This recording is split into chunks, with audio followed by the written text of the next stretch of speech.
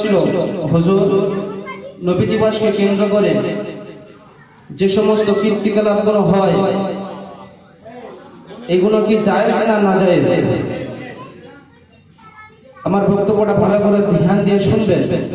তো জালালউদ্দিন শহীদী রাহিমাহুল্লাহ এই প্রশ্নের উত্তর দিয়েছিল, নবী দিবসকে কেন্দ্র করে মুসলমান একত্রিত হয়ে সমবেত হয়ে কোরআন শরীফ খতম করে, কোরআন শরীফ পাঠ করে এবং নবীর হাদিস সমূহ মানুষের কাছে তুলে ধরে নবীর জন্মের সময়, ভূমিষ্ঠ হওয়ার সময় যে অলৌকিক ঘটনাগুলো ঘটেছিল এগুলো মানুষের কাছে শুনে বলে এবং এই মজলিসে আসার মানুষদের জন্য তাবারুকের ব্যবস্থা করে, আহারের ব্যবস্থা করে, এতে নাজায়েজের কোনো কারণ নেই। এটা হলো আল্লাহ পাক রব্বুল আলামিনের দরবারে অধিক সওয়াবের কাজ। একবার জোরে বলুন সুবহানাল্লাহ। কে বলেছে? ইমাম জালালউদ্দিন সুয়ুতী বলেছে। জানার কিতাব হলো জানার একটা কিতাব রয়েছে, যে কিতাবটার নাম হলো জালালাইন শরীফ, তাফসীরের কিতাব। ওই তাফসীরের কিতাব না পড়লে কেউ আলেম হতে পারে না বাবা। ওই কিতাবটা যিনি লিখেছে তিনি এই কথা বলেছে, এরকম মজলিস করলে, আসলে, বসলে আল্লাহর দরবারে প্রচুর সওয়াবের অধিকারী হওয়া যায়। আরো একবার জোরে বলুন সুবহানাল্লাহ। তো নবী দিবস উপলক্ষে আমরা একত্রিত হয়েছি। সর্বপ্রথম আপনাদের কাছে আমার প্রশ্ন থাকলো, আমার নবী পরিচয়টা কি? আমরা জানি যে আমার নবীর পরিচয় হলো, আমার নবীর আব্বার নাম হলো আব্দুল্লাহ, নবীর মায়ের নাম হলো আমিনা, নবীর দাদুর নাম হলো আব্দুল মুত্তালিব, নবীর দুদুবার নাম হলো হালিমাতুস সাদিয়া। এখন আমার প্রশ্ন, নবীর পরিচয়ের মধ্যে নবীর দাদির নাম বাকি রয়েছে, নবীর নানার নাম বাকি রয়েছে, নবীর নানির নাম বাকি রয়েছে। এই তিনটে নাম কে বলতে পারবেন? চলেন নবীর পরিচয় দেন। আমরা যে নবী আলোচনা করতে এসেছি সেই নবী সম্পর্কে আল্লাহ পাক কোরআন শরীফের মধ্যে বলেন, মা কানা মুহাম্মাদুন আবা আহাদিন মির রিজালিকুম ওয়ালাকিন রাসূলুল্লাহি ওয়া খাতামান নাবিয়্যিন।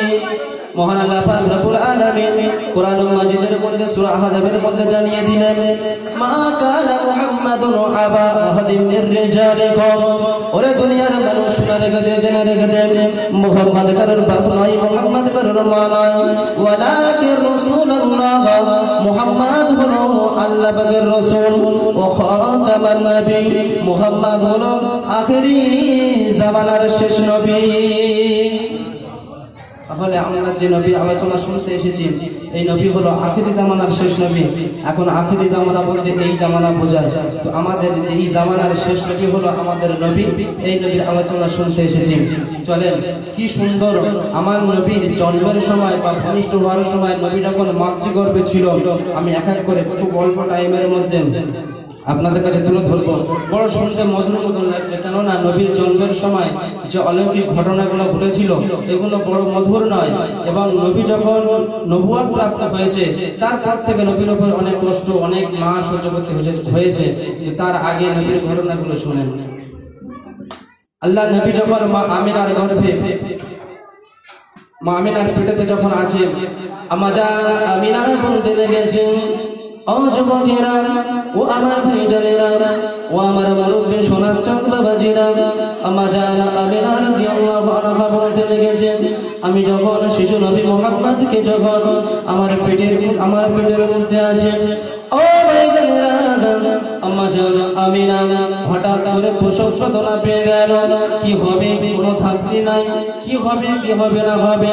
হঠাৎ করে আমিনা দেখতে পাচ্ছেন আকাশের ওই তারকাগুলো, আকাশের ওই নক্ষত্রগুলো, তারা যেন আমি আমিনা আমার মাথার উপরে চলে এসেছে। আমেনার মাথার উপরে আকাশের তারকারা চলে এসেছে, কি সুন্দর লাগছে। হঠাৎ করে আমেনা লক্ষ্য করে দেখতেছেন সারা ঘরটা নূরে নূরান্বিত হয়ে গেছে, সারা ঘরটা নূরে নূরান্বিত হয়ে গিয়েছে। কোথায় এত আলো, কোথায় এত আলো, কোথায় এত জ্যোতি? হঠাৎ করে আম্মা জান আমেনা পাশের দিকে খেয়াল করে দেখতেছেন একটা ফুটফুটে কি সুন্দর একটা নূরের চেহারা, সারা ঘর নূর। ওই শিশু সন্তান মুহাম্মদ সিজদারত অবস্থায় পড়ে আছে। আমেনা বলে আমি অবাক হয়ে গিয়েছি, যখন আমার প্রসব বেদনা হয় কে আমার সন্তান ধরবে, কে আমার সাহায্য করবে। আমার যারা আমেনা লক্ষ্য করছে কারোর সাহায্যের প্রয়োজন হয় নাই। হঠাৎ করে দেখতেছি আমার ঘরটা নূরে নূরান্বিত হয়ে গিয়েছে। তারপরে খেয়াল করে দেখি আমার ঘরের সাইডে আমার পাশে শিশু নবী মুহাম্মদ শুয়ে আছে। নবীর জন্মের 7 দিন পর, জন্মের পরে 7 দিন পর আম্মা জান আমেনা দুধ পান করানোর পরে আরো কয়েকটা নারী দুধ পান করেছিল। তার মধ্যে সুয়াইবিয়া বলে একজন আবু লাহাবের দাসী ছিল, তিনিও দুধ পান করেছিল। তারপরে আম্মা জান হালিমাতু সাদিয়ার কাছে গেল। ওই সময় মক্কার জমিনে একটা প্রথা ছিল, মক্কার জমিনে একটা নিয়ম ছিল, যে নিয়মটা হলো মক্কার বাচ্চাদেরকে নিয়ে তায়েফের জমিনে মানুষ করতো, মক্কায় মানুষ করতো না। একটা নিয়ম ছিল ওটা। তো তায়েফের বনু তায়েফ গোত্রের মেয়েরা, সাধারণ নারীরা, তারা 1 মাস পরে মক্কার উদ্দেশ্যে রওনা দিলেন। মক্কায় বাচ্চাদেরকে নিয়ে তারা তাদের দেশে মানুষ করবে। হালিমাতু সাদিয়া তার মধ্যে একজন নারী ছিলেন। যাইবা হোক, এমনি করে ওই তায়েফের অন্যান্য মহিলারা তারা মক্কার উদ্দেশ্যে রওনা দিলেন। এমন সময় তাদের যে গাধাটা ছিল, তাদের যে সওয়ারটা ছিল, এই সওয়ারটা ছিল মানে আপনার খুব চাঙ্গা, আর হালিমাতু সাদিয়ার সওয়ারটা ছিল দুর্বল, জীর্ণ শীর্ণ, এমন একটা সওয়ার। তেমনি করে তায়েফের জমিনের মহিলারা মক্কার উদ্দেশ্যে রওনা দিলেন। হালিমাতু সাদিয়া টুক করে চলতেছে, তার সওয়ারি ভালো রানিং নেই, সেজন্য করে টুক করে যায়। এমন সময় দেখতে পাওয়া যায় তায়েফের জমিনের ওই সমস্ত লোভী মহিলারা মক্কার জমিনে গিয়ে এক একটা করে বাচ্চা সবাই নিয়ে চাষেই তায়েফের উদ্দেশ্য রওনা দিল। আমার নবীর দিকে কেউ খেয়াল করলো না। তারা দেখতে পেয়েছে ওই আবু কুবাইস পাহাড়ের কাছে আমিনার ঘরে আব্দুল্লাহর ঘরে একটা শিশু সন্তান আছে। তবে আব্দুল্লাহ তো মারা গিয়েছে, আব্দুল্লাহ তো জমিনে নাই, পৃথিবীর জমিনে নাই। ওই শিশু মুহাম্মদকে নিলে আমাদের ভালো ইনকাম হবে না। আমি যদি ওই মুহাম্মদকে মানুষ করে দিই, এর বিনিময়ে আমার কিছু দেবে না, কেন পৃথিবীর জমিনে তার আব্বাজান তো নাই। এই চিন্তা ভাবনা করে তায়েফের কোন মহিলারা আমার নবীকে আর নিল না। হালিমাতু সাদিয়া এমনি করে টুক করে ওই জীর্ণ শীর্ণ গাধা নিয়ে হালিমাতু সাদিয়া মক্কা জমিনে রওনা দিলেন। বাবা ও সোনার মানিকেরা, হালিমাতু সাদিয়া মক্কা জমিনে যখন রওনা দিলেন, মক্কা জমিনে এখানে ওখানে যেখানে সেখানে ঘুরে দেখতেছে না আর কোনো বাচ্চা বাকি না, সব বাচ্চা বড় লোকদের বাচ্চাগুলো তায়েফের অন্যান্য মহিলারা তারা নিয়ে চলে গিয়েছে। মক্কার জমিনে একটা মাত্র মহিলা, একটা মাত্র বাচ্চা বাকি রয়েছে। ওই বাচ্চাটা হলো আপনার আমার নবী, ওই বাচ্চাটা হলো শিশু নবী, ওই বাচ্চাটা হলো আখিরি জামানার নবী। হালিমাতু সাদিয়া লক্ষ্য করে দেখতেছেন স্বামীর সঙ্গে স্বামী হারেসের সঙ্গে আলোচনা করতে লেগেছে। ও আমার স্বামী হারিয়ে গেলে এই সময় মক্কার জমিনে তো একটাও বাচ্চা নাই, এই সময় মক্কার জমিনে তো একটাও বাচ্চা নাই। আমি যদি খালি হাতে ফিরে যাই এটা ভালো মানাবে না। ও আমার স্বামী চলো না খালি হাতে যাওয়ার চাইতে ওই হালিমাতু সাদিয়া এমনি করে স্বামীর সঙ্গে পরামর্শ করে ওই শিশু নবী হালিমাতু সাদিয়া যখন আবু কুবাইস পাহাড়ের কাছে গেল, আমার নবীকে যখন প্রথমবার যখন তো নয়ন মিলে যখন দেখেছি, হালিমাতু সাদিয়া বর্ণনা করে আমি হালিমা হয়ে নবীর দিকে তাকিয়ে আছি। আমার নবীকে আল্লাহ এত সুন্দর রূপ দিয়েছিল, পৃথিবীর কোনো পুরুষ, পৃথিবীর কোনো নারী যদি যেই মানুষটা সে শত্রু হোক আর বন্ধু হোক, আমার নবীর কাছ থেকে কেউ যদি ফিরে যেত তো আর পিছন ফিরে দেখতো আমার নবীকে। আল্লাহ এত সুন্দর রূপ দিয়েছিল। তো সেই শিশু ছেলেকে হালিমা তো সাদিয়া যখন পেয়েছে, হালিমা তো সাদিয়া খুশিতে বাগে বাগ হয়ে গিয়েছে। স্বামীর কাছে বলছে, স্বামী আমি এই সন্তানটিকে নিয়েই আমি বাড়িতে যাবো। আমার যার আমেনার কাছে গিয়ে বলতে লেগেছে, ও আমেনা, আর একটু দেরি করো না, আর এক মুহূর্ত দেরি করো না,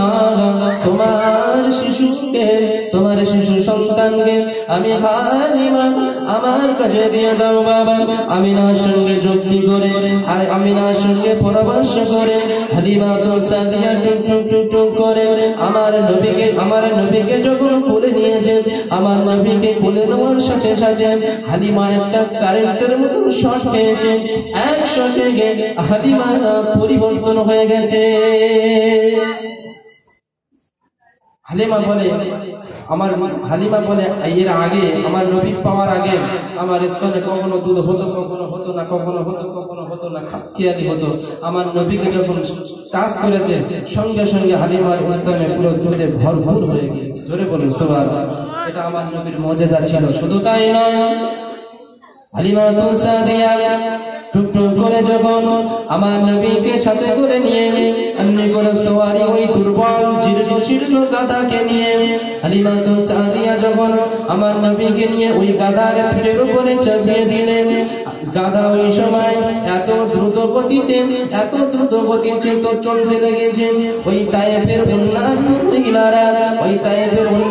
মহিলারা তাদের আগে হালিমা তো সাদিয়া তায়েফে পৌঁছে গিয়েছে। এটাও আমার নবীর মুজিজা। দেখেন আল্লাহ পাক আমার নবীকে কত সুন্দর করে সৃষ্টি করেছে। শুধু মুজিজায় ভরপুর। নবীর আলোচনা শুনতে নবীর প্রেমিকদের কাছে মধুর নয় লাগবে। এমনি করে হালিমা তো সাদিয়া যখন তায়েফের জমিনে প্রবেশ করলেন, তায়েফের অবস্থা ওই সময় বড় ভয়াবহ ছিল। তায়েফের জমিনে গাছপালায় কোনো পাতা ছিল না, জমিনে কোনো ঘাস ছিল না। এমন তো অবস্থায় নবী আমার যখন তায়েফের জমিনে গেল, সাথে সাথে গোটা তায়েফবাসী পুরো জমিনে শস্য শ্যামলে ভরপুর হয়ে গেল। জোরে বলুন সুবহানাল্লাহ। যাইবা হোক নবীর আলোচনা। এবার হালিমা তো সাদিয়ার বাড়িতে মানুষ হবে, কিছুদিন 2 বছর থাকবে, তারপর নবী সিনাচাক করা হবে। বহু ঘটনা এক এক করে শুরু থেকে ধরেছিলাম।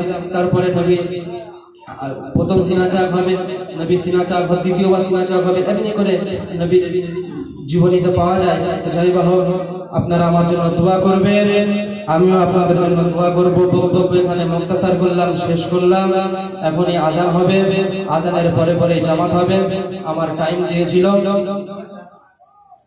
20 মিনিট 25 মিনিট মতন। যাই হোক টাইম অতিক্রম হয়ে গেল। আপনারা আমার জন্য দোয়া করবেন, আমিও আপনাদের জন্য দোয়া করব। আসসালামু আলাইকুম ওয়া রাহমাতুল্লাহি ওয়া বারাকাতুহু। আপনারা এখনই ওযু করে নিয়ে এখনই 8টার সময় জামাত শুরু হবে ইনশাআল্লাহ।